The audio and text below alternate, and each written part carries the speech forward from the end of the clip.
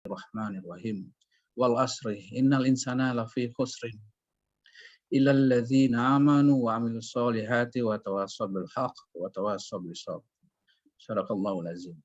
Bersyukur kepada Allah Subhanahu wa taala dengan ucapan alhamdulillah. Segala puji bagi Allah Subhanahu wa taala yang telah memberikan sebaik-baik nikmat, yaitu berupa iman dan Islam, serta yang telah memberikan kesehatan dan kesempatan sehingga pada kali ini kita dapat berkumpul dalam kajian online Ramadan.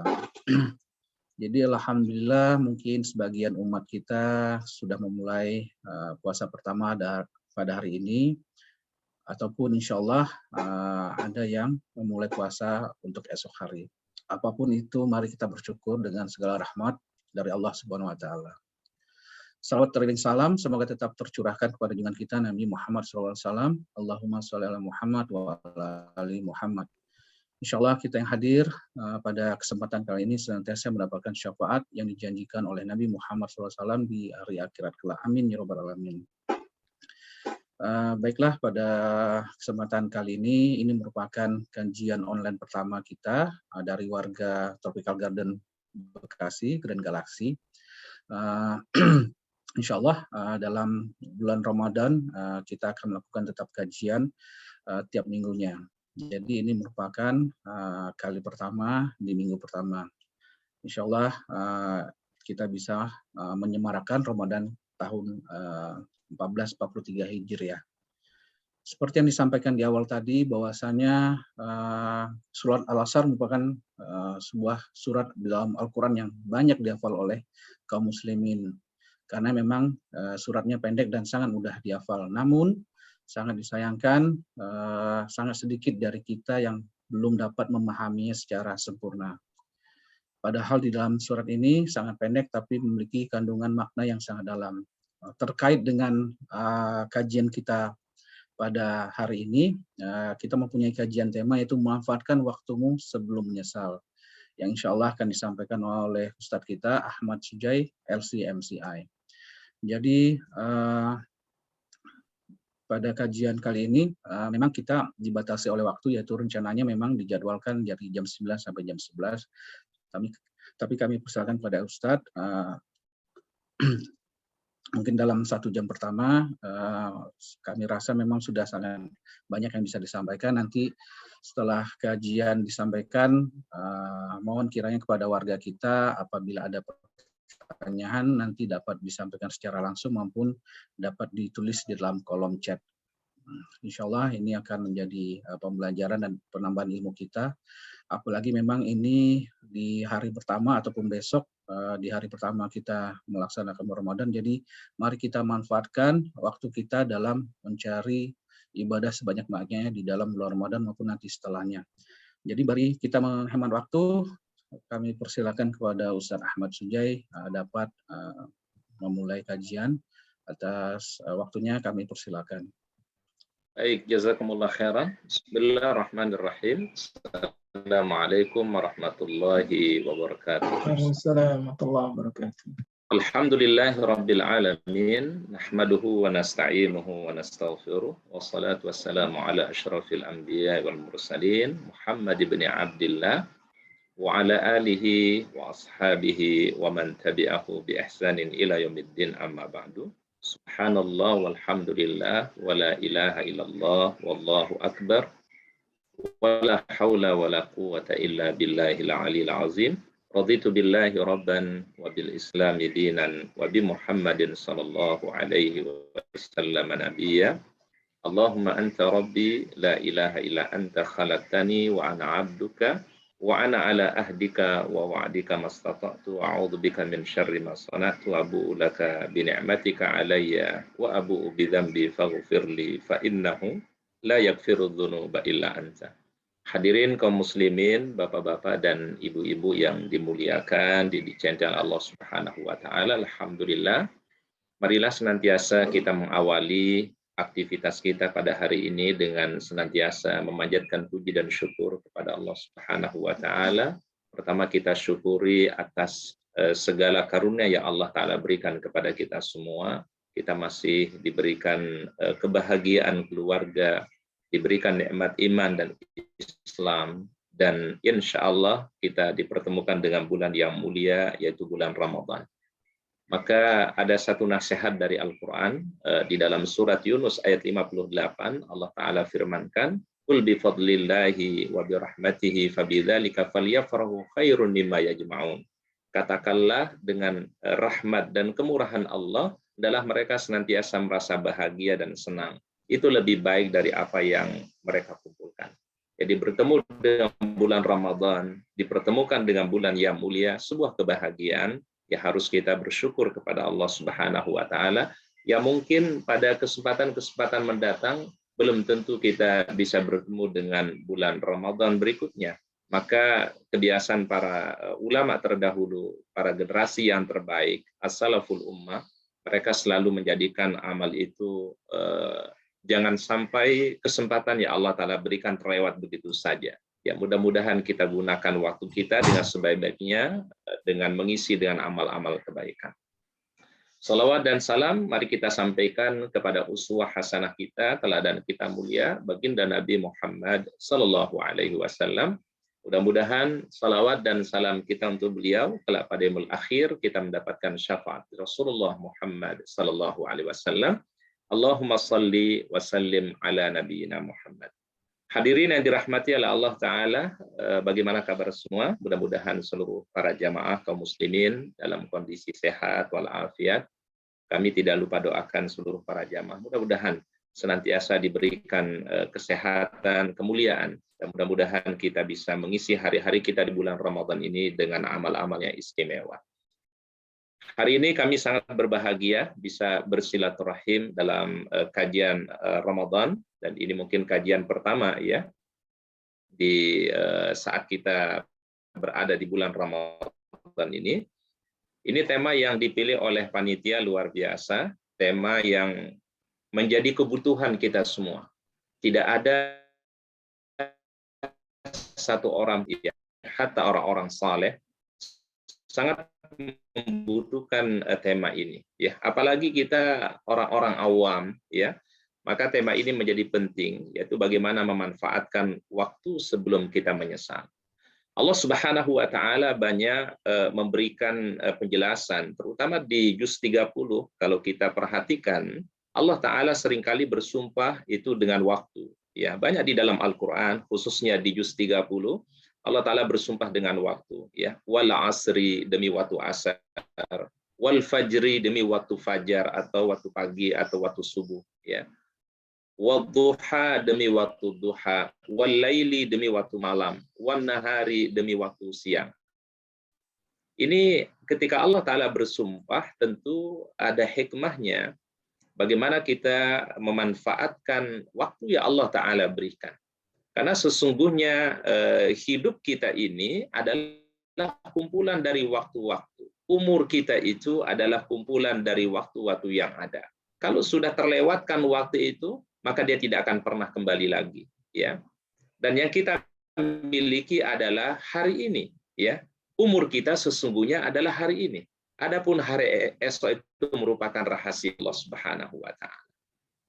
Maka di setiap pagi hari Rasulullah SAW mengajarkan satu doa kepada kita semua, dan mungkin kita sering membaca doa ini di zikir pagi dan juga zikir sore. Allahumma inni as'aluka khaira hadzal yaum wa khaira ma ba'dahu. Ya Allah, aku memohon kebaikan pada hari ini dan juga kebaikan hari esok. Jadi kita mohon kepada Allah, ya Allah jadikanlah hari ini penuh dengan kebaikan, penuh dengan kemuliaan, penuh dengan keberkahan, dan juga kami mohon kebaikan untuk hari esok. Allahumma inni as'aluka khaira hadzal yaum wa khaira ma ba'd. Bahkan ada satu surah di dalam Al-Qur'an atau Al-Asr di mana Allah Ta'ala firmankan, A'udzu billahi minasyaitonir rajim, Bismillahirrahmanirrahim, wal asri innal insana lafi khusrin.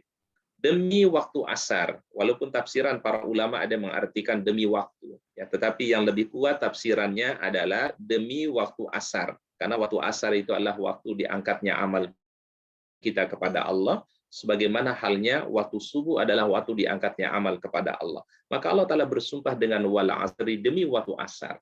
Innal insana lafi khusrin. Sesungguhnya manusia benar-benar dalam keadaan merugi. Benar dalam keadaan merugi.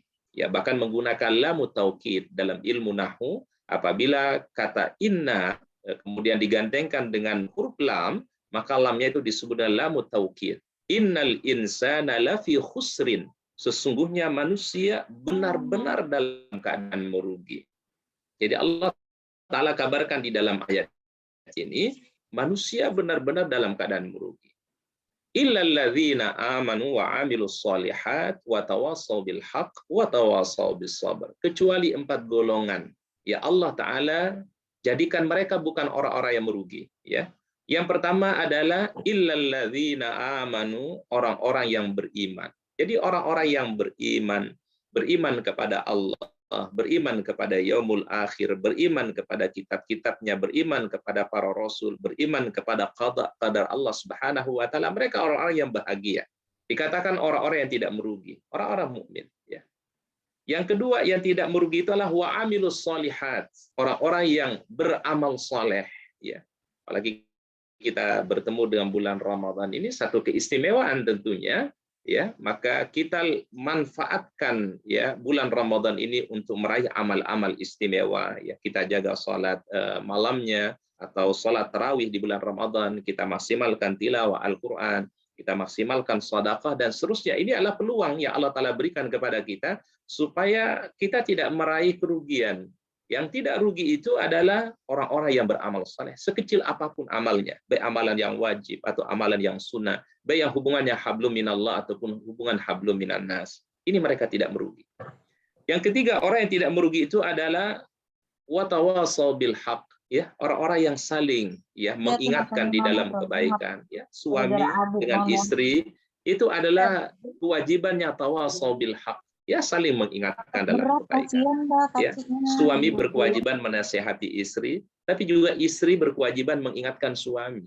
Ya, jadi dalam rumah tangga bukan hanya suami saja yang mengajarkan istri, yang membimbing istri, tapi juga ada kalanya istri juga perlu mengingatkan suami. Ketika mungkin suami melakukan hal yang tidak baik, mungkin keluar daripada ketetapan syariat, disitulah pentingnya seorang istri untuk mengingatkan. Ya, wa tawasau bil haq. Ini yang ketiga, yang tidak merugikan orang-orang yang saling mengingatkan. Kemudian yang keempat, orang yang tidak merugi itu adalah wa tawasau bis sabr, saling mengingatkan untuk terus bersabar, bersabar dalam kebaikan, bersabar dalam ketaatan, bersabar menghadapi ujian-ujian Allah Ta'ala. Harus saling mengingatkan. Nah, kalau kita mungkin ambil contoh sederhana saling mengingatkan dalam kesabaran itu sering kita temukan kalau takziah, ya. Jadi kan kalau kita hadiri takziah, kemudian kita mendengarkan nasihat dari para ulama, dari para asatidz, kita sering diingatkan, ya terutama bagi keluarga yang ditinggalkan, supaya dia bersabar, ridha dengan takdir Allah Subhanahu wa Ta'ala. Maka itu sebenarnya adalah cara untuk tawasau bis sabr, ya, yaitu saling mengingatkan.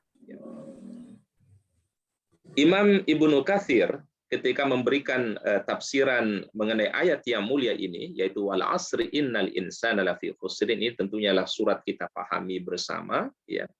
Beliau mengatakan hadhihi suratul azimah manhajun kamilun lil muslim wa mu'izatun balighatun lil ihtida bihi. Jadi ini merupakan surat yang menjadi nasihat bagi setiap muslim, ya, baik laki-laki, perempuan, ya. Mukmin laki-laki, mukmin perempuan, ini surat menjadi nasihat yang terbaik dari Allah Ta'ala. Bahkan beliau mengutip ucapan Imam Syafi'i, di mana beliau mengatakan, "Lau kana Allah anzala hadhihi surah lakafatkum." Kalau sekiranya Al-Quran itu Allah Ta'ala turunkan hanya surat wal asri saja sudah cukup, ya, sudah cukup bagi kita jadikan sebagai pegangan, sebagai inspirasi, sebagai motivasi dalam kehidupan kita. Karena ini surat paling lengkap, ya, memberikan nasihat yang terbaik kepada kita. Sampai Imam Syafi'i tadi mengatakan, kalau sekiranya Allah Ta'ala turunkan Al-Quran hanya surat Al-Asr saja, lakafatkum, sudah cukup bagi kita. Jadi misalnya tidak ada surat Al-Fatihah, tidak ada surat Al-Baqarah, tidak ada surat Ali Imran dan seterusnya. Mungkin Allah Ta'ala hanya turunkan surah Al-Asri, maka sesungguhnya sudah cukup menjadi pelajaran bagi kita semua. Artinya siapa saja yang merenungi daripada surat ini, dia coba memahami surat ini, maka pasti dia akan meraih kebahagiaan. Ya, jadi Ini yang tadi yang kita bisa ambil dari surat yang Allah Ta'ala sebutkan di dalam surat Wal Asr. Baik, mungkin bisa kita buka dulu Al-Quran berikutnya, yaitu surat Al-Munafiqun. Ya. Surat yang ke-63, ya, pada ayat yang ke-10 dan ayat yang ke-11. Ini juga ayat berbicara sebenarnya tentang waktu. Ya. Bagaimana pentingnya memanfaatkan waktu. Allah Subhanahu wa taala berfirman, wa anfiqu mimma razaqnakum min qabli ayyati ahadakumul maut, dan berinfaklah dari sebagian apa yang telah kami rezekikan kepada kalian sebelum datangnya kematian. Jadi kalau sudah datang kematian, terputuslah kebaikan itu. Terputuslah kesempatan kita beramal saleh, ya. Maka Allah Ta'ala ingatkan, wa anfiqu mimma razaqnakum min qabli ayyati ahadakumul maut. Ini berada di akhir surat Al-Munafiqun. Fayaqula, lalu hamba itu berkata, Rabbi laula akhartani ila ajalin qarib. Kalau sekiranya engkau bisa mengundur kematian ini walaupun sesaat. Fa as-saddaqa wa akum minas salihin. Aku ingin sekali bersedekah dan ingin sekali menjadi orang-orang yang baik. Jadi bagaimana manusia mengalami penyesalan yang luar biasa karena waktu dia hidup tidak melakukan kebaikan, waktu dia hidup tidak mau beriman kepada Allah, waktu dia hidup tidak mau menjalankan apa yang baik bagi mereka di dunia dan akhirat mereka. Maka keinginan mereka, fa'as-saddaqa, aku ingin sekali bersedekah, wa akum minas salihin, dan aku ingin tergolong orang-orang yang saleh, orang-orang yang beriman. Jadi penyesalan yang luar biasa, dan ini terjadi adalah ketika manusia menghadapi sakratul maut. Dia meminta kepada Allah, laula akhartani ila ajalin qarib fa as-saddaqa wa akum minas salihin. Maka Allah Ta'ala menjawab pada berikutnya, wala yu'akhirallahu nafsan idza jaa ajaluha. Sesungguhnya Allah Ta'ala tidak akan mengakhirkan kematian walaupun sesaat. Tidak mungkin diundurkan walaupun sesaat. Wallahu khabirun bima ta'malun. Sesungguhnya Allah Ta'ala yang maha meneliti terhadap apa yang telah kalian kerjakan. Para ulama tafsir memberikan penjelasan mengenai ayat ini, pentingnya memanfaatkan waktu sebelum datangnya penyesalan. Karena penyesalan akan terjadi di akhir-akhir, penyesalan terjadi di saat sesuatu sudah hilang, sudah tidak ada, baru orang menyesal. Ya. Oleh karenanya ada juga sebuah nasihat ya dari Rasulullah SAW dalam hadis sahih di mana baginda Rasul bersabda, igtanim khamsan qabla khamsin. Ya, kita manfaatkan 5 hal sebelum datang 5 hal. Ya, dalam hadis sahih Rasul bersabda, igtanim khamsan qabla khamsin. Jadi gunakanlah ya 5 keadaan atau 5 situasi sebelum datang kepadamu, yaitu 5 keadaan juga. Pertama adalah kata Rasulullah SAW, hayataka qabla mautika. Ya, hidup kita sebelum datangnya kematian. Kita dikasih kehidupan oleh Allah, diberikan waktu dalam kehidupan ini, kita manfaatkan sebelum datangnya kematian.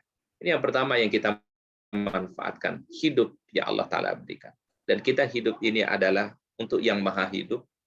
Dan ketika nanti kita setelah dicabut nyawa kita, bukan berarti kehidupan itu selesai, tapi akan terus kita mengalami perjalanan panjang menuju Allah Subhanahu wa Ta'ala. Maka kehidupan yang di dunia ini yang sebentar, yang fana ini kita manfaatkan dengan sebaik-baiknya. Ya.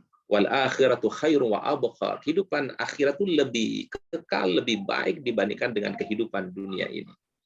Ini yang pertama adalah hayataka qabla mautika, hidupmu sebelum datang kematian. Yang kedua adalah sehatika qabla maradika.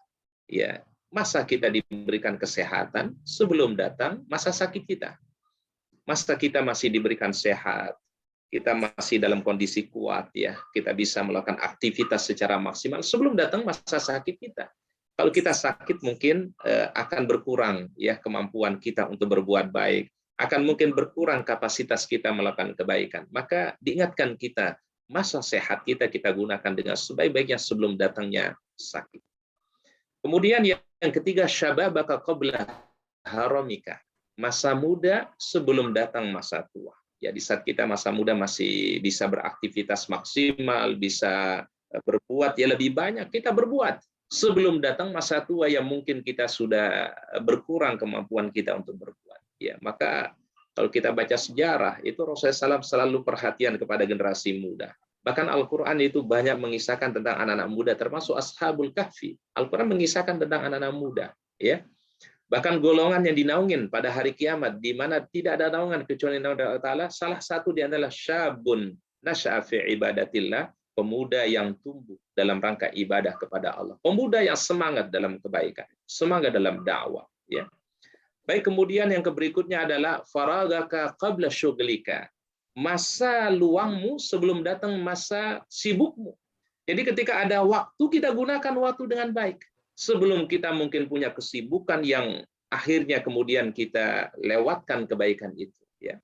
Karena terkadang kalau sudah kita bekerja, ya sudah mulai beraktivitas, mungkin terkadang sering terlewatkan kebaikan-kebaikan. Tapi di saat kita diberikan waktu oleh Allah, dikasih kesempatan oleh Allah Ta'ala, gunakanlah kesempatan. Ya, termasuk kalau kita dipertemukan dengan bulan Ramadan, kita bersyukur kepada dan kita manfaatkan Ramadan ini. Belum tentu tahun depan kita bertemu dengan Ramadan. Kalau Rasul berpesan, Shallu sholata muwaddi', salatlah seakan-akan ini salat terakhir. Kalau kita kiaskan adalah, berarti Ustaz ini adalah seakan-akan puasa kita terakhir. Belum tentu ada kesempatan kita ketemu dengan puasa berikutnya. Wallahu a'lam. Ya, tidak ada yang menjamin para jamaah apakah tahun depan masih kita bertemu atau tidak dengan Ramadan. Ya, maka pesan Nabi SAW luar biasa. Beliau katakan, Shallu sholata muwaddi'. Salatlah seakan-akan ini salat terakhir. Ramadanlah seakan-akan Ramadan terakhir kita. Belum tentu ketemu dengan Ramadan berikutnya. Bahkan ada nasihat dari para sahabat. Di antaranya ini ucapan Umar bin Khattab, beliau mengatakan, "I'mali dunyaka ka'annaka ta'ishu abadan wa mali akhiratika ka'annaka tamutu ghadan." Beramallah untuk dunia seakan-akan kau memiliki umur yang panjang. Jadi ketika kita beraktivitas dunia, ketika melakukan pekerjaan duniawi, maka bayangkan kalau kita masih punya waktu yang lama, waktu yang panjang. Wa'mal li akhiratika ka'annaka tamutu ghadan, tapi beramallah untuk akhiratmu. Ketika kita salat, ketika kita baca Quran, ketika kita zikir dan seterusnya, maka seakan-akan ka'annaka tamutu ghadan, seakan-akan aku akan meninggal dunia esok hari. Ini Masya Allah, satu kesadaran yang dibangun oleh para ulama, oleh para sahabat, supaya ketika kita beramal soleh itu, mungkin ini menjadi kesempatan terakhir, belum tentu kita ketemu dengan kesempatan berikutnya. Lalu pesan yang kelima yang perlu kita manfaatkan sabda Rasulullah SAW adalah inaka qabla fakrika. Di saat kita diberikan kekayaan, ada kemampuan secara finansial, gunakanlah itu semua untuk kebaikan, untuk dakwah di jalan Allah. Qabla fakrika, sebelum mungkin jatuh kita dalam sebuah kefakiran. Ya. Seringkali orang lupa berbuat baik ketika diberikan waktu oleh Allah, diberikan kesempatan, diberikan kelapangan oleh Allah Ta'ala. Kita terkadang sering ingat itu ketika kita dalam kondisi sudah sulit. Ketika kita dalam keadaan sempit, baru kita ingat kepada Allah Ta'ala. Maka sebaiknya, kata para ulama, kita ingat Allah Ta'ala dalam setiap keadaan kita, di waktu lapang, di waktu sempit. Kehidupan ini, para ulama mengatakan ibaratnya kita menanam. Ya, jadi kita ini sebenarnya sedang menanam. Ya, apa yang kita tanam di dunia ini, inilah yang kita akan tuai hasilnya di akhirat. Ya. Hidup di dunia ini ibarat sebuah masa menanam kita, dan hidup di akhirat masa menuainya. Ya. Kalau tidak maksimal menanam kebaikan di dunia, bagaimana mungkin bisa menuai kebahagiaan? Ya. Jadi kalau kita tidak pandai-pandai menanam kebaikan di dunia ini, bagaimana kita akan menuai kebahagiaan akhirat? Jadi Allah Ta'ala punya tujuan besar, punya misi besar dalam menciptakan manusia. Apa misinya? Allah Ta'ala firmankan di ayat Quran ini dalam surat Al-Mu'minun ayat 115, "Afa hasibtum annama khalaqnakum abathan wa annakum ilaina la turja'un." Ini pakai tanda tanya ya. Dalam ilmu tafsir ini namanya alamatul istifham. Istifham at-takriri dari Allah Ta'ala. Apakah kalian mengira bahwa kami menciptakan kalian dengan sia-sia, artinya tidak ada tujuan, ya, dan kalian tidak akan dikembalikan kepada kami? Nah, maka jawabannya adalah Allah Subhanahu wa Ta'ala menciptakan kita semua dalam kehidupan dunia ini punya tujuan besar, punya misi besar. Misi besarnya adalah penghambaan kepada Allah, ibadah kita kepada Allah Subhanahu wa Ta'ala. Sehingga semua aktivitas kita sebenarnya adalah kita jadikan sebagai bagian ibadah kepada Allah. Tidak ada dalam Islam membedakan antara aktivitas yang sifatnya ibadah atau non ibadah, tidak. Semua aktivitas kita sebenarnya mulai dari kita bangun sampai kita istirahat itu semua jadi ibadah kepada Allah. Buktinya apa, Ustadz? Buktinya adalah hampir semua aktivitas kita itu dimulai dengan doa. Ya, kita mau tidur itu diawali dengan berdoa. Kita bangun dari tidur ada doanya. Kita masuk kamar mandi ada doanya. Keluar kamar mandi ada doanya. Masuk masjid ada doanya. Keluar dari masjid ada doanya. Ya, pakai pakaian ada doanya. Memasuki Ramadan ada doanya. Menjelang Ramadan ada doanya. Jadi artinya adalah semua bagian kehidupan kita ini sebenarnya tidak terlepas daripada ibadah kepada Allah. Maka dijadikanlah semua aktivitas kita diniatkan adalah sebagai bentuk taqarrub kepada Allah. Karena ini misi besarnya sebenarnya. Ya, ibadatullah, penghambaan kepada Allah. Dan perlu kami luruskan para jamaah, ibadah itu tidak hanya dalam bentuk ritual, ya, tidak hanya dalam bentuk ibadah mahdhah, salat, puasa, ya, baca Quran, bukan hanya itu ibadah, ya. Bahkan ada ibadah yang durasinya sangat lama. Ibadah ini paling panjang kata para ulama, yaitu adalah rumah tangga. Rumah tangga itu ibadah paling lama, ya. Ibadah yang paling lama, yang juga waktunya begitu panjang, yaitu ketika kita membangun rumah tangga. Seorang suami ketika menjadi suami yang saleh, suami yang baik, ya, menjadi teladan bagi anak dan istri, insya Allah itu menjadi ibadah sepanjang hidupnya, mulai dari dia berumah tangga sampai dia meninggal dunia. Demikian juga seorang istri ketika dia menghormati suami, dia muliakan suami, dia berkhidmat untuk keluarga, maka dia menjadi ibadah yang begitu panjang dari mulai dia akdun nikah sampai dia meninggal dunia. Kita kalau sholat mungkin sekali sholat mungkin 10 menit, 15 menit, ya. Tapi kalau kita berumah tangga, itulah masa ibadah kita yang begitu panjang. Sehingga ketika orang memasuki rumah tangga didoakan keberkahan oleh Allah, ya. Didoakan kita supaya mendapatkan barokah. Barakallahu laka wa baraka alaika wa jama'a bainakuma fi khair. Seakan-akan ada sebuah pesan di situ adalah masukilah rumah tangga ini dengan penuh kebaikan, dengan mendapatkan ridha Allah Ta'ala, mendapatkan barokah dari Allah, jalankan ke rumah tangga itu dengan kebaikan dan ridha dan barokah Allah Ta'ala, dan juga ketika dia meninggal dunia, maka dia meninggal dunia dalam keadaan penuh dengan kebaikan, penuh dengan keberkahan Allah Subhanahu wa Ta'ala. Bayangkan tidak semua amal itu didoakan dengan berkah. Hanya berapa amal aja yang didoakan berkah oleh Rasulullah SAW. Di antaranya sebuah pernikahan. Karena itu ibadah yang sangat lama, ibadah yang sangat panjang. Ya. Baik, kemudian berikutnya Allah Subhanahu wa Ta'ala jelaskan di surat As-Sajdah ayat yang ke-12. Walau tara idzil mujrimuna nakisu ru'usihim 'inda rabbihim. Rabbana absarna wa sami'na farji'na na'mal salihan inna muqinun. Kita perhatikan bagaimana penyesalan manusia ketika di akhirat. Dia ingin dikembalikan dalam kehidupan dunia. Dan alangkah ngerinya jika sekira kamu melihat ketika orang-orang yang berdosa, orang-orang yang ingkar kepada Allah itu menundukkan kepalanya di hadapan Rabb-Nya. Mereka berkata, wahai Rabb kami telah melihat dan mendengar, maka kembalikanlah kami ke dunia. Jadi manusia minta kembali ke dunia. Ini Allah Ta'ala ceritakan sebenarnya adalah kehidupan akhirat. Tapi manusia ingin kembali ke dunia. Apa tujuannya? Na'mal salihan. Ya Allah, kami ingin beramal saleh. Sekecil apapun amal saleh, kebaikan itu, ya Allah, mudah-mudahan itu menjadi penyelamat bagi kita semua. Bahkan Rasul mengatakan, ittaqun nara walau bisyikki tamr. Jagalah diri kita dari api neraka, walaupun dengan bersedekah sebutir kurma. Ya, jadi bisa jadi sedekah yang sederhana, sedekah yang sangat sederhana itu menjadi sebab keselamatan kita di dunia dan akhirat. Ya, maka Rasul katakan, la tahqiranna minal ma'rufi syai'an. Jangan pernah kita meremehkan kebaikan sekecil apapun, ya. Termasuk di bulan Ramadan, ya. Yang pernah kita remehkan sholat tarawih atau qiyam Ramadan, ya. Kita upayakan bisa melaksanakan sholat tarawih, dan sunnahnya adalah sholat tarawih kita kerjakan selesai bersama imam. Dalam sebuah hadis Rasul bersabda, man qama ma'al imami hatta yansarifa kutiba lahu qiyamul lailah. Barang siapa yang sholat tarawihnya bersama imam sampai selesai. Jadi dia ikut sholat tarawih bersama imam sampai witir. Kutiba lahu qiyamul lailah, maka baginya adalah seperti sholat malam semalam suntuk. Kita jangan remehkan sholat tarawih. Kita upayakan. Afdalnya kita kerjakan berjamaah. Ya, sehingga Kalau kita perhatikan praktek dulu tarawih di masa Nabi Shallallahu Alaihi Wasallam, Rasulullah SAW kan sholat tarawihnya berjamaah cuma 3 malam. Malam yang pertama, malam yang kedua, dan malam yang ketiga.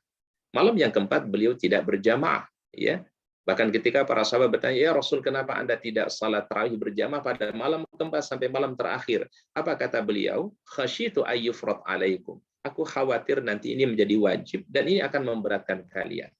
Inilah hikmahnya kenapa Rasul tidak merutinkan jamaah tarawih di awal pensyariatannya, supaya salat tarawih berjamaah bukan menjadi wajib tapi menjadi sunnah. Kemudian setelah Rasulullah SAW wafat, diganti oleh Khalifah Abu Bakar As-Siddiq, dan Abu Bakar pun juga melakukan hal yang sama. Beliau salat tarawih 11 rakaat, ya seperti di zaman Nabi, dan berjamaah juga cuma 3 malam. Malam pertama, malam kedua, malam ketiga. Ya. Kemudian malam yang keempat dan berikutnya beliau lakukan secara sendiri-sendiri. Lalu kemudian setelah wafatnya Abu Bakar As-Siddiq diganti oleh Sayyidina Umar bin Khattab radhiyallahu anhu. Nah, di masa Umar ini ada ijtihad. Beliau melakukan salat tarawih itu tidak 11 rakaat, tapi beliau melakukannya 23 rakaat. Dipilih seorang imam, ya, yang menjadi imam dari malam pertama sampai malam terakhir Ramadan, sahabat Nabi bernama Ubay bin Ka'ab radhiyallahu an. Dan beliau lakukan bukan 11 rakaat, tapi 23 rakaat. Ini ijtihad dari Umar bin Khattab. Ini tidak bertentangan dengan semua yang tidak dikerjakan oleh Nabi kemudian menyelisih sunnah Nabi, tidak. Apa kata Umar bin Khattab? Beliau mengatakan, ni'matul bid'atu hadhihi, ini suatu yang bid'ah, sesuatu yang baru, tapi suatu yang Allah Ta'ala ridhai dan Allah Ta'ala cintai. Jadi kita jangan pernah untuk meremehkan kebaikan sekecil apapun, ya, termasuk apalagi di bulan Ramadan, ya, kita jangan lewatkan sholat tarawihnya, jangan lewatkan tilawah Al-Qur'annya, jangan lewatkan untuk memberikan berbuka bagi orang berpuasa misalnya, atau menyiapkan takjil bagi orang berpuasa.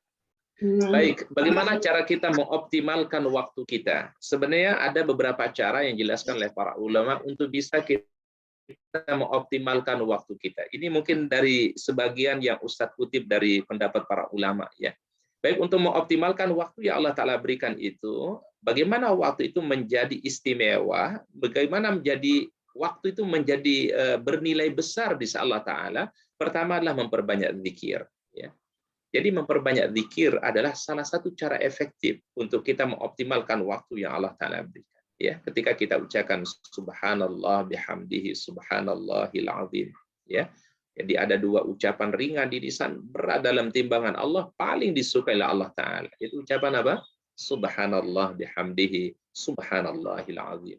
Kita baca al-ma'thurat atau zikir pagi, zikir petang, ya. Kita baca sayyidul istighfar. Kita membaca kalimat tauhid la ilaha illallah wahdahu la syarikalah lahul mulku wa lahul hamdu wa huwa ala kulli syai'in qadir. Ini akan mengoptimalkan waktu kita sebenarnya. Ya, waktu yang singkat ya Allah Ta'ala kasih, tapi kita isi dengan amal yang istimewa sehingga menjadi amal itu berharga di sisi Allah, menjadi amal yang istimewa di hadapan Allah Ta'ala. Kemudian yang kedua, untuk mengoptimalkan waktu kita lakukan amal jariyah, ya. Ini amal cerdas. Amal jariyah itu amal cerdas sebenarnya, ya. Jadi amal yang dia tidak terputus pahalanya. Kan ini banyak contohnya, ya. Amal jariyah banyak contohnya, ya. Contohnya misalnya membangun masjid. Saya di komplek kita, di perumahan kita ada pembangunan masjid. Kita terlibat di situ untuk berdonasi untuk membangun masjid, ya, atau renovasi masjid. Ini amal jariyah. Atau menyiapkan sumur atau wakaf sumur, itu juga akan menjadi amal jariyah yang pahalanya terus mengalir. Dulu di zaman Nabi SAW ada sumur namanya Bi'rur Raumah. Ini yang paling pertama mewakafkannya dulu adalah sahabat Utsman bin Affan radhiyallahu anhu. Makanya di Madinah itu ada satu lokasi namanya Bi'r Utsman. Itu dekat dari Masjid Qiblatain, ada satu wilayah yang dulu di situ ada sumur namanya Bi'rur Raumah. Yang paling pertama mewakafkan sumur itu adalah Sayyidina Utsman bin Affan radhiyallahu anhu, menantu Rasulullah sallallahu alaihi wasallam. Ini amal cerdas. Jadi amal dia itu amal cerdas, ya. Kemudian contohnya misalnya adalah yaitu mushaf Al-Qur'an, wakaf mushaf Al-Qur'an. Ya, kita wakafkan Al-Qur'an, ya, di lembaga pendidikan, lembaga tahfiz Qur'an, atau mungkin di masjid, kita taruh di masjid, kita niatkan sebagai amal jariyah kita. Ya, ini maka akan menjadi amal yang cerdas dan mengoptimalkan waktu yang Allah Ta'ala berikan. Kemudian berikutnya adalah mengoptimalkan waktu itulah konsisten dalam kebaikan. Ya, jadi amal yang baik, amal yang cerdas itu bukan amal yang banyak, tapi amal yang cerdas adalah amal yang kontinu walaupun sedikit. Jadi kita kontinu lakukan walaupun sedikit. Itu jauh lebih dicintai oleh Allah Ta'ala dibandingkan amal yang banyak tapi jarang. Ya, jadi Allah Ta'ala lebih mencintai amal yang kontinu, amal yang istiqamah walaupun sedikit. Bahkan salah satu hikmahnya kata para ulama, kalau mungkin kita satu saat terhalang tidak bisa melakukan kebaikan itu karena sakit atau karena safar misalnya, Allah Ta'ala tetap memberikan pahala seperti kita mengerjakannya tanpa dikurangi sedikit pun oleh Allah. Contohnya misalnya, ketika kita safar, kita tidak bisa maksimal baca Quran. Ketika kita safar, misalnya, kalau orang safar itu tidak melakukan sholat sunnah, ya, kecuali sholat sunnah subuh atau qabliyah subuh dan sholat sunnah witir. Tapi karena dia sebelum safar dia biasa melakukan kebaikan, ditulis baginya pahala seperti dia kerjakan dalam kondisi sehatnya dan dalam keadaan mukimnya. Demikian juga seorang akhwat, seorang ummahat misalnya. Seorang wanita ketika dia datang bulan, dia bisa salat, tapi sebelum dia datang bulan dalam keadaan dia bersih, dia rajin salat, dia istiqamah salatnya, maka ketika dia terhalang untuk melakukan kebaikan itu, tetap ditulis baginya pahala tanpa dikurangi sedikit pun oleh Allah Ta'ala. Ini Masya Allah, salah satu cara mengoptimalkan waktu kita. Ya, konsistenlah dalam kebaikan sekecil apapun. Yang kedua, menghindari penundaan. Jangan pernah menunda-nunda. Problem kita biasanya suka menunda-nunda. Ya, kita ada niat ini berbuat baik, ingin sholat duha, tapi kita entar aja deh. Akhirnya kita nggak jadi beramal soleh. Ini karena menunda. Ya, at-taswif namanya kalau di dalam syariat itu menunda sebuah kebaikan. Kemudian cara mengoptimalkan waktu itulah menyegerakan kebaikan. Jadi kalau sudah ada kesempatan lakukan. Jangan pernah kita tunda kebaikan itu. Ya, bahkan apa kata Rasulullah SAW atau sebuah riwayat dari Ibnu Umar mengatakan, kalau engkau berada di pagi hari, jangan sampai engkau tunda sampai waktu sore hari. Ada kesempatan berbuat baik di pagi hari, lakukan sebelum datang waktu sore hari. Ada kesempatan berbuat baik di sore hari, jangan tunda. Lakukan hal itu sebelum datang waktu pagi hari. Ya mungkin kalau kita masuk nanti di dunia kerja, misalnya dalam proses bekerja, kalau kita lakukan tugas bekerja itu dengan baik, ya tepat waktu, dan kita tidak tunda-tunda, kan tidak akan banyak menumpuk kewajiban kita. Tapi kalau kita tunda kewajiban, akhirnya akan bertumpuk-tumpuk dan kita akan mengalami kesulitan. Dalam beramal soleh juga demikian. Jangan pernah menunda-nunda kebaikan ketika ada waktu dan kesempatan yang Allah Ta'ala berikan. Baik, berikutnya ada dua penyesalan yang tidak berguna kata para ulama. Ya, penyesalan di waktu tibanya ajal. Ya, ini penyesalan yang pertama. Ya, di mana manusia banyak sekali akan mengalami penyesalan ketika dia tiba ajalnya. Contohnya penyesalan orang-orang yang fasik yang enggan melaksanakan kewajiban mengeluarkan sebagian harta mereka untuk bersedekah. Allah Ta'ala ingatkan, wa anfiqu mimma razaqnakum min qabli ayati ahadakumul maut fayaqula rabbi laula akhartani ila ajalin qarib fa asaddaqa wa akum minas salihin. Seorang ulama di Arab Saudi namanya Syekh A'id Al-Qarni. Mungkin kita sering membaca karya beliau, bukunya namanya La Tahzan. Beliau memberikan komentar tentang ayat ini. Kenapa manusia menyesal ya di akhir hidupnya atau ketika datang ajalnya, dan permintaannya adalah ingin bersedekah. Kenapa tidak disebut ingin sholat, ingin puasa, ingin baca Quran, ingin bersilaturahim? Tapi yang disebut adalah kenapa dia ingin untuk bersedekah. Ternyata di saat manusia mengalami sakratul maut, disitulah dia membayangkan betapa besarnya pahala sedekah. Di mana pahala sedekah itu adalah kebaikannya dilipat gandakan yang paling banyak, yaitu sampai 700 kali lipat di sisi Allah Ta'ala. Itulah kemudian yang membuat dia kepingin kalau dia dikasih waktu hidup di dunia, maka ia ingin bersedekah. Dia tidak sebutkan salat, dia tidak sebutkan puasa, dia tidak sebutkan silaturahim dan seterusnya.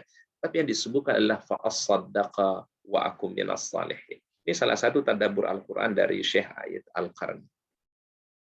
Baik, kemudian penyesalan orang-orang yang zalim pada waktu siksa akan menimpanya. Jadi ketika orang-orang yang berbuat zalim, ya, melihat siksaan Allah Ta'ala, maka dia mengalami penyesalan yang luar biasa. Wa taradh zalimina lamma ra'awul 'adab yaquluna hal ila maradin min sabil. Dan kamu akan melihat orang-orang yang zalim dulu di dunia. Ketika mereka melihat azab Allah Ta'ala, mereka berkata, adakah kira jalan untuk kembali ke dunia? Jadi dia kepingin kembali ke dunia. Karena dulu semasa hidupnya dia berlaku zalim, berbuat kezaliman, maka ini akan membawa kegelapan-kegelapan akhirat. Maka Rasul mengingatkan kezaliman itu adalah kegelapan-kegelapan akhirat. Ya.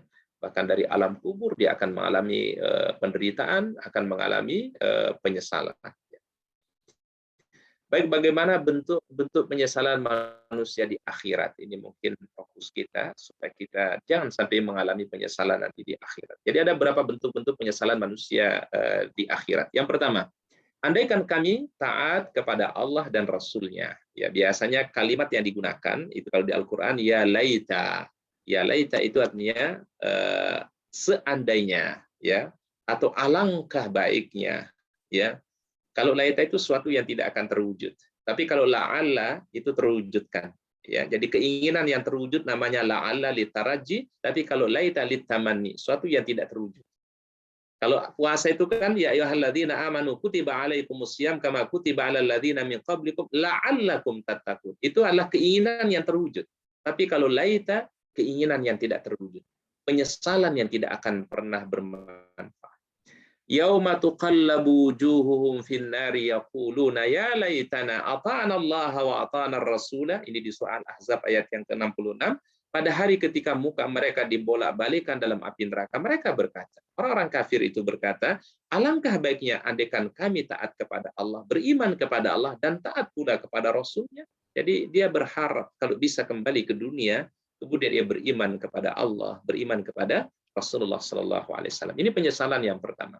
Penyesalan yang kedua, andaikan kitabku tidak diberikan kepadaku. Karena nanti catatan amal ada dikasih dari sebelah kanan, ada dikasih dari sebelah kiri.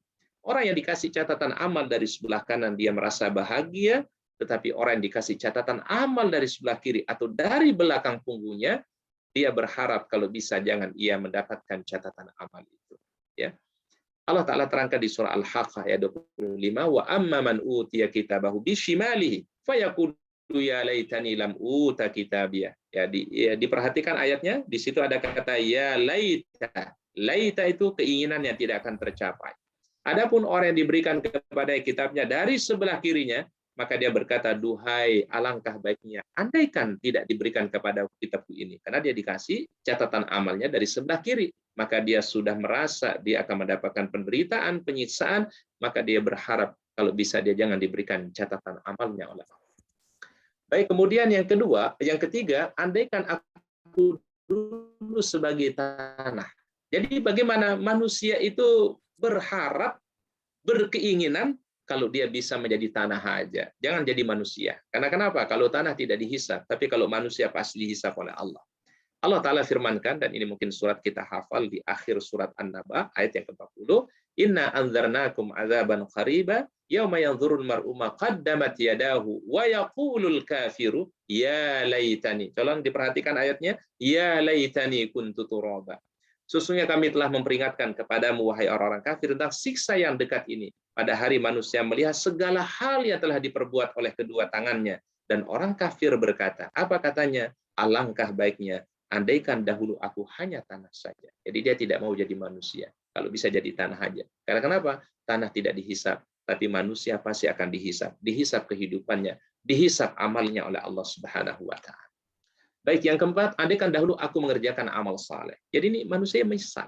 Bahkan disebutkan di dalam tafsir oleh para ulama, yang menyesal bukan orang-orang kafir saja. Orang yang ada di dalam surga aja saya masih menyesal. Ya. Mungkin kita pernah dengar sebuah kisah, ada dua orang yang dihadirkan oleh Allah Ta'ala pada hari kiamat, yaitu yang pertama ahlul afiyah dan ahlul musibah. Ahlul afiyah ini orang yang banyak diberikan kebahagiaan, ya. Mungkin ujian tapi sedikit dikasih ujian. Ada ahlul musibah, orang yang semasa hidupnya banyak dikasih ujian, cobaan oleh Allah Ta'ala. Ketika dua hamba ini masuk dalam surganya Allah, jadi dua-duanya dalam surga, maka kemudian Allah Ta'ala meminta kepada ahlul musibah diangkat derajatnya lebih tinggi surganya dibandingkan ahlul afiyah. Apa kata ahlul afiyah? Ya Allah, tolong kembalikan aku ke dunia. berikan aku ujian yang berat, berikan aku cobaan yang berat. Aku akan hadapi dengan ridha-Mu dan juga kesabaran ya Allah, supaya aku bisa mendapatkan derajat seperti temanku itu yang itu adalah ahlul musibah.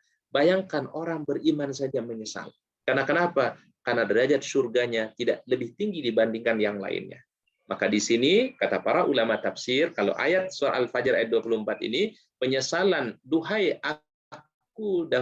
aku mengerjakan amal soleh, ya, atau andaikan dahulu aku mengerjakan amal soleh, ini berlaku baik bagi orang-orang yang tidak beriman, termasuk juga bagi orang yang beriman. Apa kata orang-orang manusia itu? Yaqulu ya laitani qaddamtu li hayati. Dia mengatakan alangkah baiknya andaikan aku dulu mengerjakan amal soleh untuk hidupku ini. Jadi berlaku sekali lagi umum, ya, lil mu'mina wal kafir, bagi yang beriman ataupun yang tidak beriman. Baik, kemudian yang kelima, andaikan aku tidak dijadikan atau tidak jadikannya sebagai teman akrab. Jadi nanti banyak orang yang bermusuhan di sana di akhir. Karena kenapa? Karena dulu punya teman yang menyesatkan, teman yang membuat dia lupa dari Allah Ta'ala, membuat teman yang menjadi dia tidak ingat kepada Allah. Ya wailata laitani lam attakhidh fulanan khalila. Kecelakaan besarlah bagiku. Andaikan aku dahulu tidak menjadikan si fulan itu sebagai teman akrab. Laqad adallani anni dzikri ba'da idh ja'ani wa kana syaitan insana khadula. Sesungguhnya dia telah menyesatkan aku dari Al-Qur'an. Jadi karena dialah aku jadi tidak beriman kepada Allah, tidak beriman kepada Al-Qur'an. Ketika Al-Quran telah datang kepadaku, setan itu tidak akan pernah menolong manusia. Ini penyesalan manusia kenapa dulu punya teman yang tidak baik. Maka Imam Syafi'i mengatakan, aktsiru minas sahbatis salihah. Mari kita perbanyak teman-teman baik kita. Ya, karena kenapa? Fa innahu syafa'atal lakum yaumil qiyamah. Karena teman yang baik itu akan menjadi syafaat nanti pada hari kiamat. Mudah-mudahan di majelis yang mulia ini ya kita diperkumpulkan dalam kebaikan, bertemu karena Allah, bertemu dalam majelis-majelis yang Allah Ta'ala ridai, cintai. Kita juga nanti insya Allah mudah-mudahan dipertemukan oleh Allah Ta'ala di dalam Jannatul Firdausnya. Maka Rasul mengatakan, Al-mar'u ala dini khalilihi, falyunzur ahadukum man yukhalil. Ya, agama seorang itu tergantung dari temannya, maka adalah ia selektif untuk memilih teman, terutama teman yang dekat, teman akrab. Ya, pilihlah orang-orang yang saleh, orang-orang yang saleha, orang-orang yang baik, yang bisa saling menguatkan keimanan kita, saling menasehati dalam kebaikan. Karena bagaimanapun, apalagi orang yang baru berhijrah, lalu dia kemudian dia tidak tinggalkan teman yang mungkin bisa mengurangi nilai hijrahnya atau mempengaruhi hijrahnya, maka ini sesuatu yang berat ya dalam proses hijrahnya. Maka Rasul mengatakan tadi, seorang itu akan tergantung dengan agama temannya.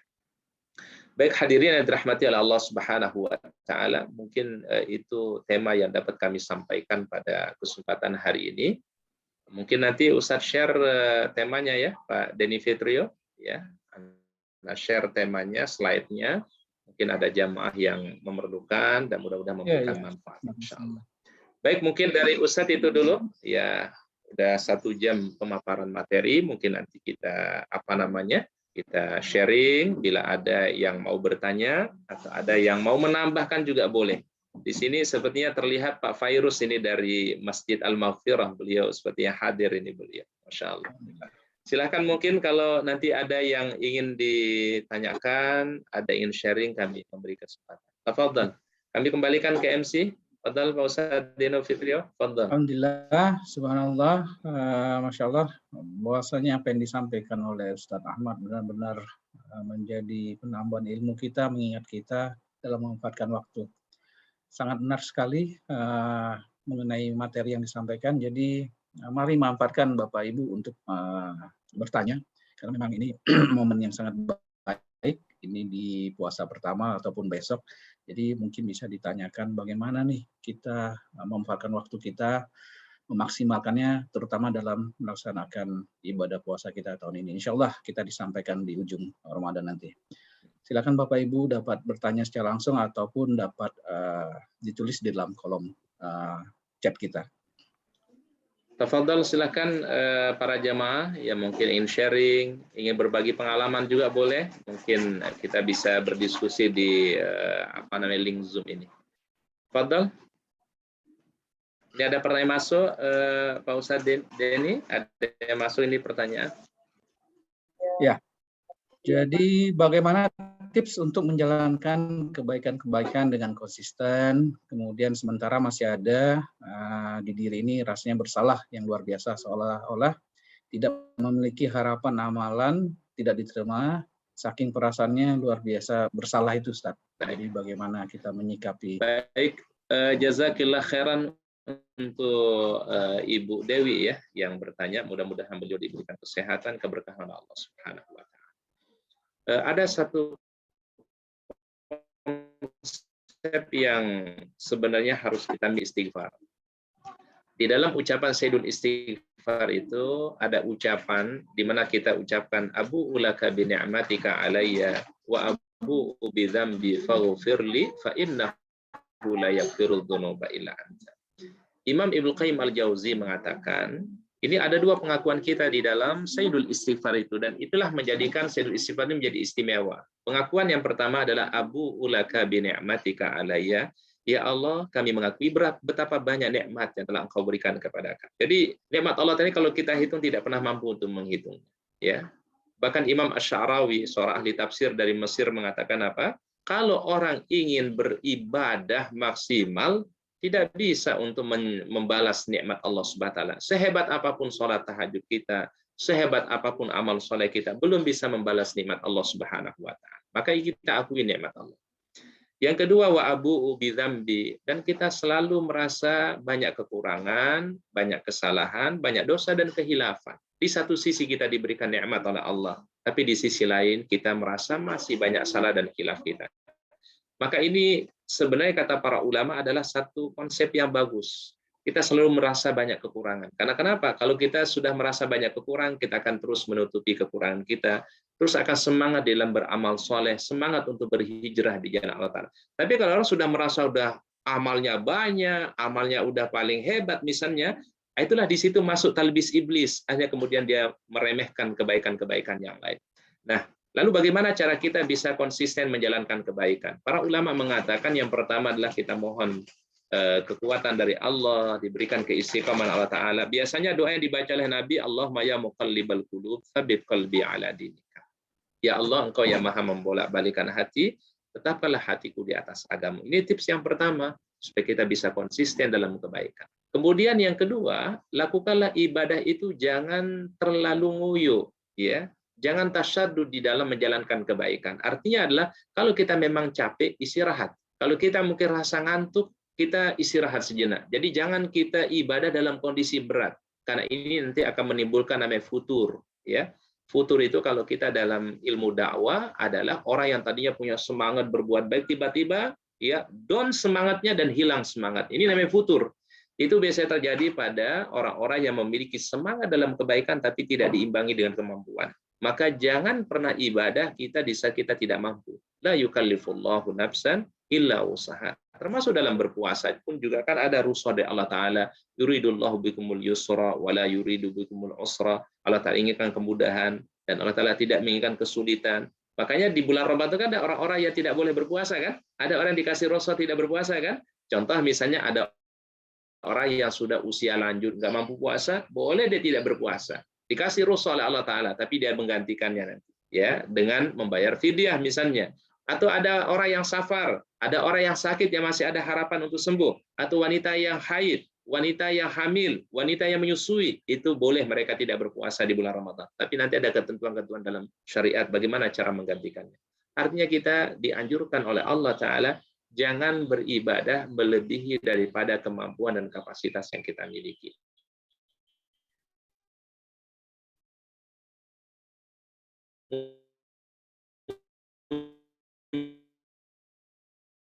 Munculnya futur kata para ulama adalah lakukanlah amal itu secara kontinu walaupun sedikit, ya. Misalnya kalau sudah biasa baca surat Al-Mulk, baca setiap malam, ya. Kalau dibiasa sholat duha, lakukan sholat duha setiap hari walaupun 2 rakaat, tapi konsisten istiqomah. Itu jauh lebih baik. Kita jangan lewatkan zikir pagi, zikir petang, ya. Yang penting amaliyah yang sehari-hari kita kalau bisa lakukan secara kontinu. Kemudian yang keempat adalah hadir dalam majelis-majelis ilmu. Karena kenapa? Kalau kita hadir dalam majelis ilmu, itu akan menjadi sebab ya iman kita dicas kembali, iman kita diperkuat kembali, spirit kita akan menjadi muncul kembali. Inilah salah satu sebab kita berada di dalam majelis-majelis ilmu. Ya. Kemudian yang berikutnya mungkin yang paling terpenting adalah kalau orang sudah berumah tangga, suami dan istri, jadikanlah rumah tangga itu adalah sebagai sarana untuk saling mengingatkan. Ya. Jadi suami istri itu tidak ada yang satu lebih satu kurang, semuanya sama. Ya. Laki perempuan punya kewajiban untuk saling mengingatkan dalam kebaikan dan juga saling mengingatkan untuk senantiasa bersabar dalam kebaikan tersebut. Saya kira itu Umi, Ibu Dewi Fajrin ya atas pertanyaan, mudah-mudahan memberikan motivasi untuk kita semua insya Allah ya dalam beramal soleh, karena sekecil apapun amal insya Allah akan menjadi sesuatu kebaikan di hadapan Allah Subhanahu wa Ta'ala. Baik. Ya, terima kasih Ustaz. Baik, barakallahu. Pertanyaan berikutnya. Assalamualaikum Ustaz, semoga Ustaz dan keluarga dirahmati Allah. Amin. Ustaz, ibadah maksimal yang bagaimana yang bisa dilakukan di bulan Ramadan untuk wanita yang sedang nifas, Ustaz? Baik. Bagi wanita yang datang bulan atau wanita yang nifas di bulan Ramadan, kira-kira apa yang bisa dilakukan dalam kondisi seperti itu? Ya. Pertama kata para ulama, yang perlu dimaksimalkan adalah zikrullah. Zikir kepada Allah Subhanahu wa Ta'ala, ya. Jadi wanita yang berzikir kepada Allah dan dia rutinkan zikirnya, optimalkan zikir itu menjadi amal alternatif ketika dia dalam kondisi datang bulan, ya. Yang penting jangan sampai, mohon maaf, wanita yang datang bulan libur semuanya, ya, sholatnya libur, amal saya libur semua, jangan, ya. Tapi tetap luangkan untuk melakukan kebaikan. Nah, inilah sebabnya kenapa kadang ibu-ibu sering mengeluhkan, Ustadz kenapa ya kalau habis datang bulan itu kok iman itu kalau mau naik kayak agak susah, semangat ibadah kok menjadi hilang. Karena semasa datang bulannya terkadang tidak diisi dengan kebaikan, tidak diisi dengan hal-hal yang positif atau amal soleh. Ya, minimal tadi yang pertama lah zikir kepada Allah.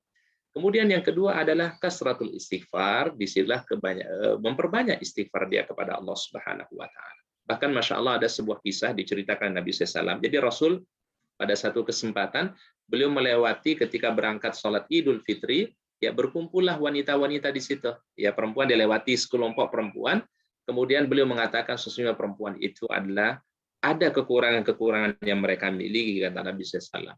Maka Rasul katakan, sempurnakanlah kekurangan wanita itu dengan dua hal. Pertama adalah dengan sedekah, dan yang kedua adalah memperbanyak istighfar dia kepada Allah Subhanahu wa Ta'ala. Tentu wanita ada kekurangan, ada sempurnaannya, maka kesempatan yang Allah Ta'ala berikan adalah dia dengan beristighfar itulah menutupi kekurangan yang dia miliki. Ini cara yang kedua. Cara yang ketiga atau amal ketiga yang bisa dilakukan waktu dalam keadaan haid, dalam keadaan nifas misalnya, yaitu adalah dengan dia bersedekah, ya kan sedekah itu tidak disyaratkan suci kan, ya dalam kondisi apapun dia bisa bersedekah. Kemudian berikutnya yang keempat adalah kasratus salati ala Nabi, perbanyak membaca salawatnya kepada Rasulullah SAW, ya. Bahkan sekali kita salawat kepada Nabi, Allah Ta'ala memberikan 10 kebaikan. Yang kelima adalah kasratud doa, ya. Perbanyak doanya di saat dia datang bulan, ya. Doanya yang terbaik untuk keluarga, diberikan keistiqomahan dalam beramal saleh. Kemudian yang keenam, walaupun ini nanti mohon maaf, yang keenam ini ada perdebatan para ulama. Bagaimana ketika wanita yang datang bulan atau nifas membaca Quran? Itu ada khilaf para ulama, ya. Ada yang mengatakan boleh, dan ini jumhur ulama mengatakan boleh. Ada sebagian ulama mengatakan tidak boleh, ya. Tapi semua sepakat, ya, tidak boleh menyentuh mushaf Al-Quran. Masalahnya bagaimana kalau membaca? Ini ada perbedaan para ulama. Ada yang mengatakan tetap boleh, itu jumhur ulama, dan ada yang mengatakan kalau bisa tidak membaca Quran ketika dia dalam kondisi haid. Tapi terlepas dari perbedaan ini adalah kalau kita mengambil pendapat yang mengatakan membaca Quran, maka bacalah surat-surat yang biasa dihafal, surat-surat pendek, ya memperbanyak baca Ikhlas atau Al-Ikhlas, Al-Falaq. Karena satu mungkin surat-surat yang dihafal di juz 30.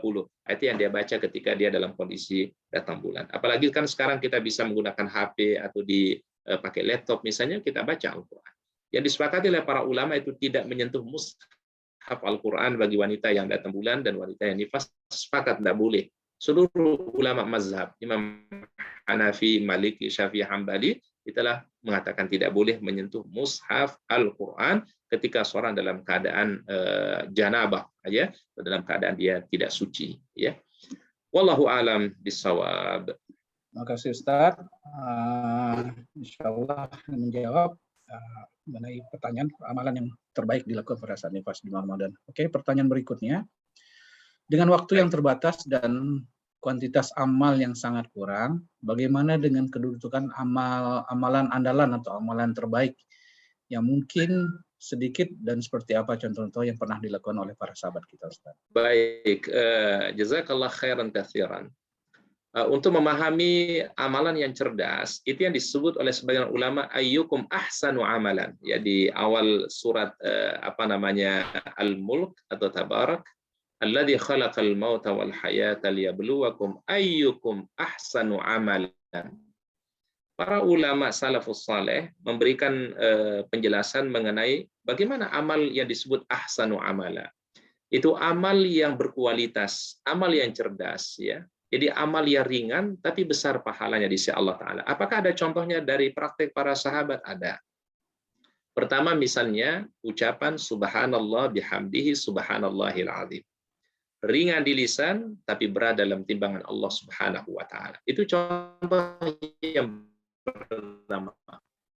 Subhanallah bihamdihi subhanallahil azim. Maha suci Allah. Contoh yang kedua misalnya kalimat la ilaha illallah wahdahu la syarikalah lahul mulku wa lahul hamdu. Allah Ta'ala menulis bagian 100 kebaikan. Dijaga dari pagi sampai sore hari. Kalau dia baca di sore hari dijaga sampai amalan andalan berikutnya adalah yaitu salat jenazah.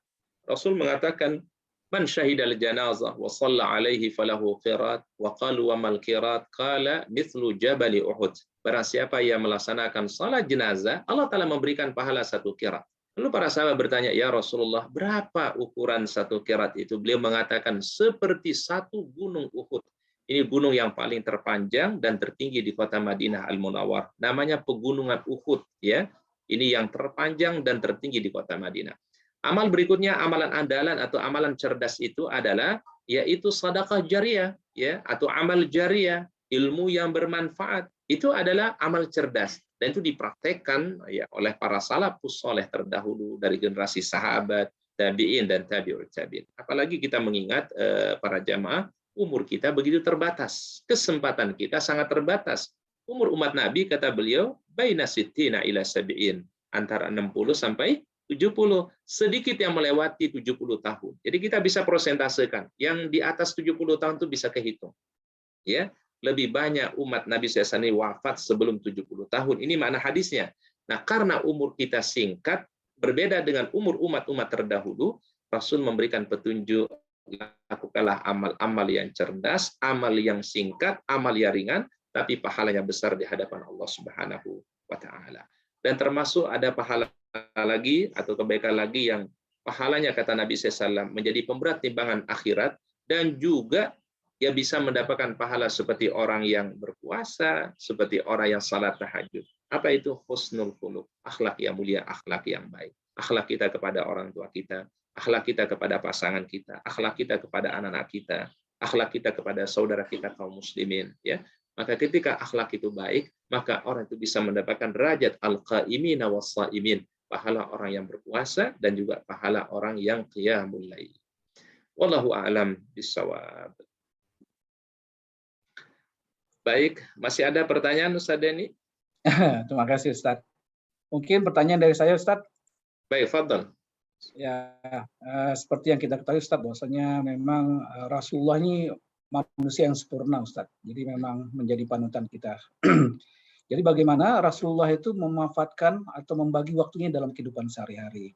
Nah, mungkin kalau kita mendengar ceramah ataupun kita baca gitu, bahwasanya memang waktu Rasulullah itu benar-benar dimanfaatkan dengan baik. Jadi kalau logikanya mungkin waktu tidurnya sebentar nih Ustaz. Mungkin kurang dari 8 jam yang seperti kita ya, kalau ketahui. kita Ustaz Denny sebentar-bentar tidur kalau kita ya. Itu dia Ustaz. Jadi bagaimana nih Ustaz, kita sebagai umatnya memang banyak kekurangan, tapi tentu kita berusaha untuk mencontoh Rasulullah dalam membagi waktu harian. Jazakallah khairan Ustaz Denny. Sebenarnya para ulama salaf itu ada berapa karya para ulama itu membagi tugas ibadah itu ada dua. Ada disebut dengan a'malul lail, amal-amal ibadah malam hari, ada amalun nahar, ya, ada amal-amal di siang hari. Jadi dibagi dua waktunya. Jadi kan amal kita ini ada waktu malam dan amal itu ada waktu apa? Waktu siang atau waktu pagi. Kalau secara sederhana sebenarnya adalah mengawali aktivitas itu dulu adalah kalau bisa sholat tahajud, ya, sholat malam, minimal witir, ya. Jadi kalau kita tidak bisa tahajud minimal witir. Kemudian kemudian hari itu juga dengan sholat subuh berjamaah. Insya Allah diberikan keberkahan oleh Allah Ta'ala. Ini kalau kita baca karya para ulama tentang amal Rasulullah SAW di pagi hari ya, atau di siang hari. Jadi beliau awali dengan tahajud, witir, kemudian bermuhasabah sebelum menjelang subuh. Kemudian beliau sholat qabliyah subuh tentunya ya, yang pahalanya lebih baik daripada dunia dengan segala isinya. Kemudian beliau sholat subuh berjamaah.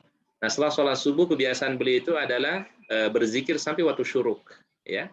Nah, bagi ibu-ibu, ya, bagi ibunda yang mohon maaf mungkin tidak sempat zikir pagi hari, ada amalan penggantinya sebenarnya. Apalagi kan ibu-ibu ini pagi hari sibuk gitu ya, ngurusin suami, mau berangkat kerja, ngurusin anak-anak yang mungkin mau sekolah, maka ada penggantinya kata Rasul. Baca setiap pagi hari, Subhanallah bihamdihi, adada khalqihi, wa ridha nafsihi, wa zinata arsyihi, wa midada kalimatihi. Ustaz ulangin sekali lagi, ini amalan yang bagus untuk ibu-ibu, atau mungkin bagi teman-teman, bapak-bapak yang mungkin masih berangkat pagi-pagi ke kantor, yang mungkin tidak sempat zikir dari subuh sampai waktu syuruk, ini penggantinya. Subhanallah bihamdihi, adada khalqihi, wa ridha nafsihi, wa zinata arsyihi, wa midada kalimatihi. Maha suci Allah Ta'ala, aku memujinya, sebanyak jumlah makhluknya, dan sebanyak jumlah kalimah-kalimah Allah.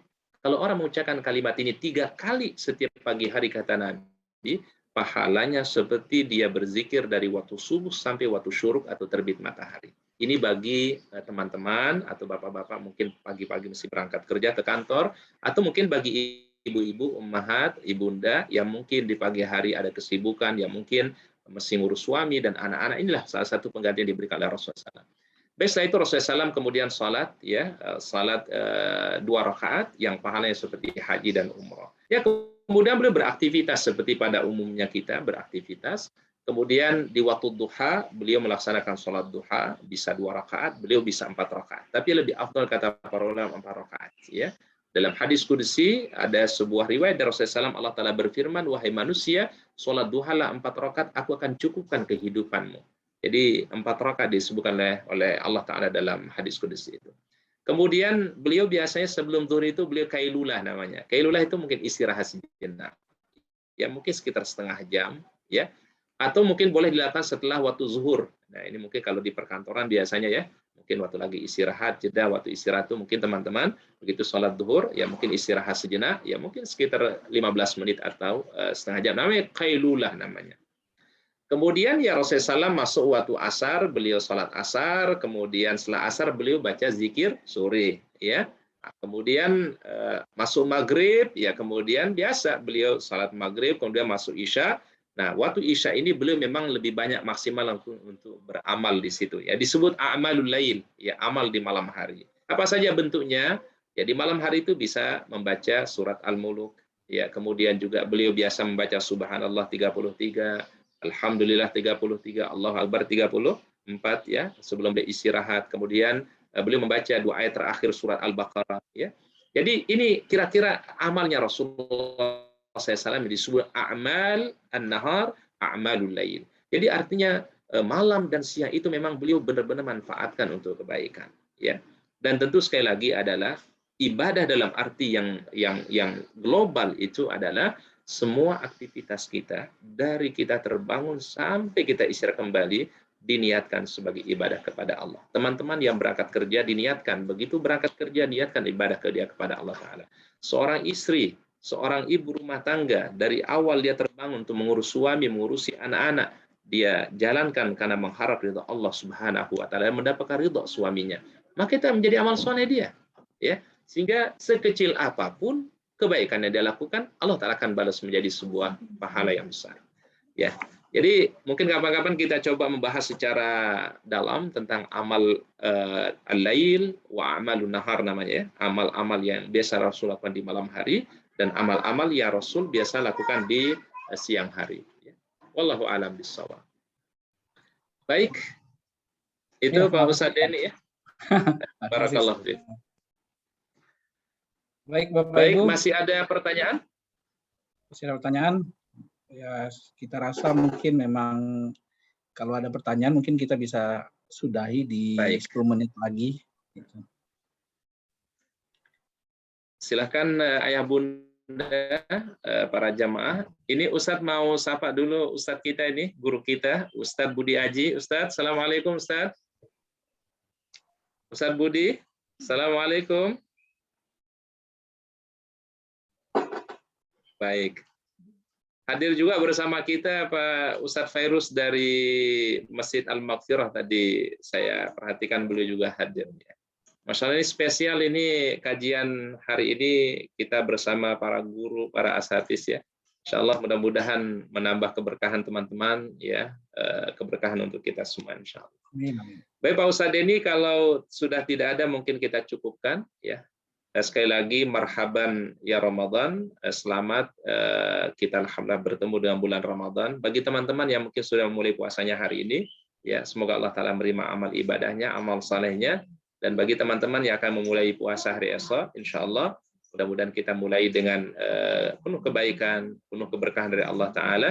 Dan mudah-mudahan semua amal Ramadan kita diterima di sisi Allah Subhanahu wa Ta'ala. Amin. Baik, mungkin kita tutup doa kafaratul majelis. Subhanakallahumma bihamdika asyhadu an la ilaha illa anta astaghfiruka wa atubu ilaik. Kami kembalikan ke Pak Ustadz Denny, fadhal. Terima kasih. Alhamdulillah, terima kasih Ustadz Ahmad. Bahwasanya kajian pertama kita di bulan Ramadan ini dapat kita laksanakan dengan baik dan lancar. Insya Allah kita tetap semangat. Masih ada 30 hari ke depan atau 29 hari ke depan, kita bisa memanfaatkan waktu kita untuk memperbanyak amal ibadah dan memanfaatkan waktu kita sebaik-baiknya di bulan Ramadan ini. Jadi memang kembali kita dibatasi oleh waktu, tadi sudah disampaikan dan sudah dibacakan doa penutup majelis.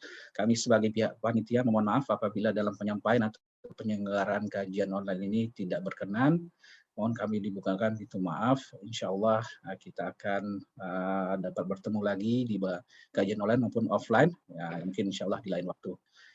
Segala kekurangan dan kelebihannya kami memohon maaf. Insya Allah kita dapat bertemu kembali.